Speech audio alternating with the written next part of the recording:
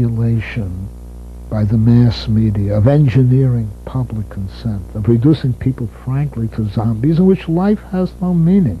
You're going to die anyway, you know. At least live with nobility.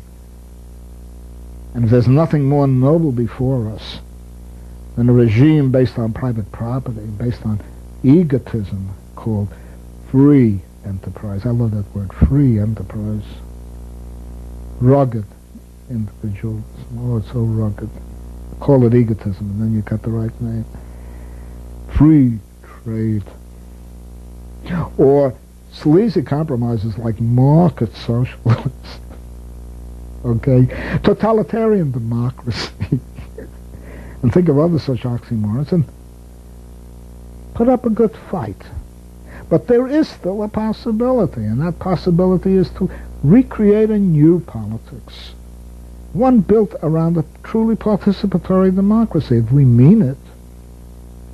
One built around municipal control of the economy. It doesn't have to be workers' control, because when workers take control, in most cases they establish working-class capitalism.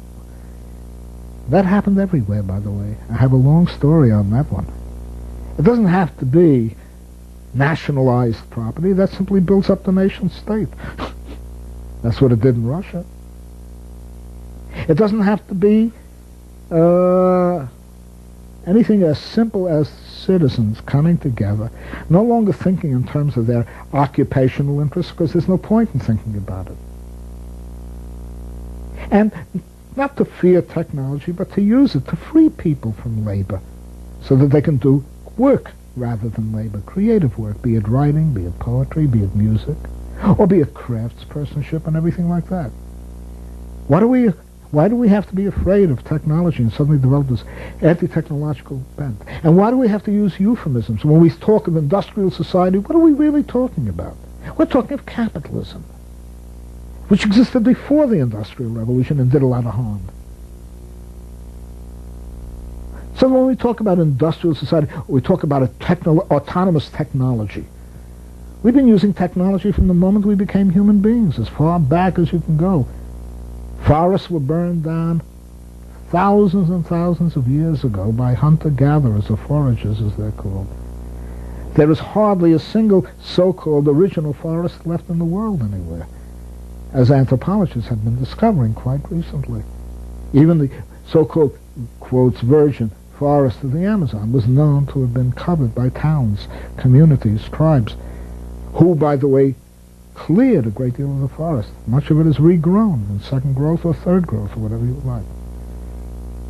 So the whole mythology that is growing up today about a pure nature and about a civilization that has poisoned our beautiful, beautiful souls, and as though we can live outside society and keep peeling the onion until we have nothing but the scent left, and then we're going to reject both right and left, as though the right isn't around right now.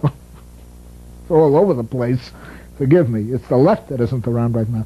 And then go backward into mysticism, while at the same time science is rushing ahead and engineering is rushing ahead in a maddening, blind, technological, ongoing, there's no such thing as an industrial revolution anymore. You have ongoing industrial revolutions. If revolutions you even want to call them anymore.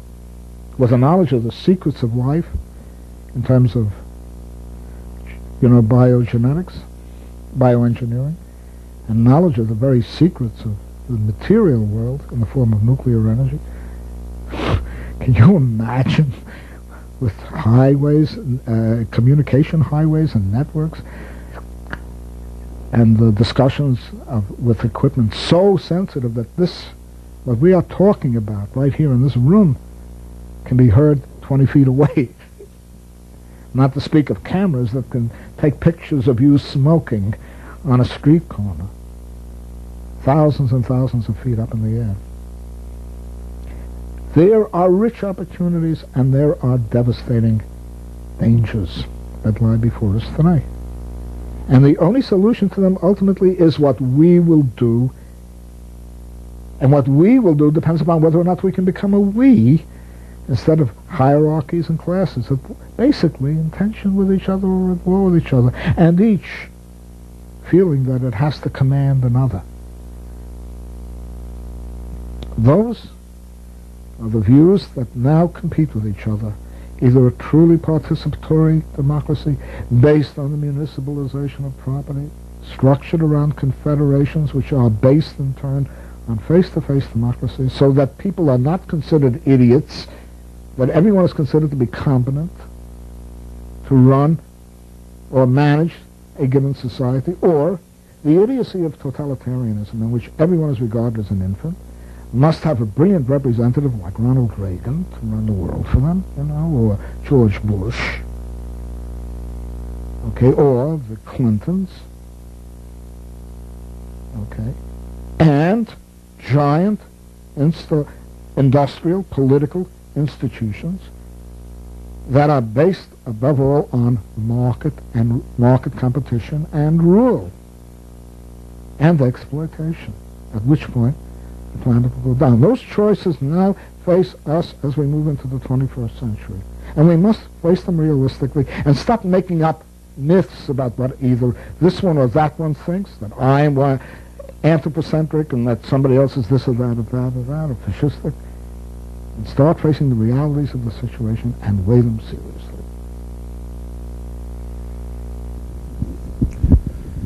In Michael Parenti's recent book, Land of Idols, he's discussing left-writers and their fervent anti-Marxist tendencies. And because of those anti-Marxist tendencies, he says they refuse to discuss class. And he quotes you from a lecture at Brown University, given, as he says, years ago, saying that there are no classes, only people. I was wondering if you could respond to Parenti's quote.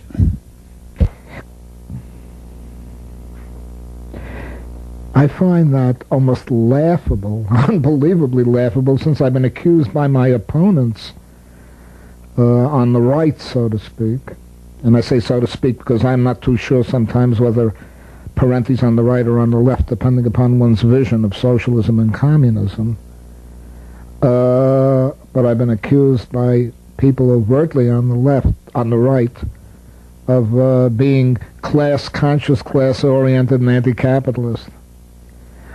After all that I've had to say, and all that I have written about capitalist society, how it can be assumed for one moment that I don't think there is a class society, is beyond my imagination, and only possible, I suspect, in the bizarre world of Michael Parenti, whom I've known in the past. Michael, I think, is a nice, feisty, third period type Stalinoid, if I may say that, and I don't know why you should be ashamed of it. But if not, one thing I can say with all certainty is that Michael once, and I don't want to trade accusations, put his hand up in a speech to the lecture I was giving in Hampshire College, quotes a few years ago, heard by at least 200 to 250 people who may be able to verify it, and identified himself as an anarcho-communist. I need only say that for me to talk about capitalist society and the need to dissolve it, and to say that there is a right, unfortunately, I don't think Michael Parenti would be representative of what I would call a viable left, that the statement is heard with Michael Parenti's selective way of hearing things.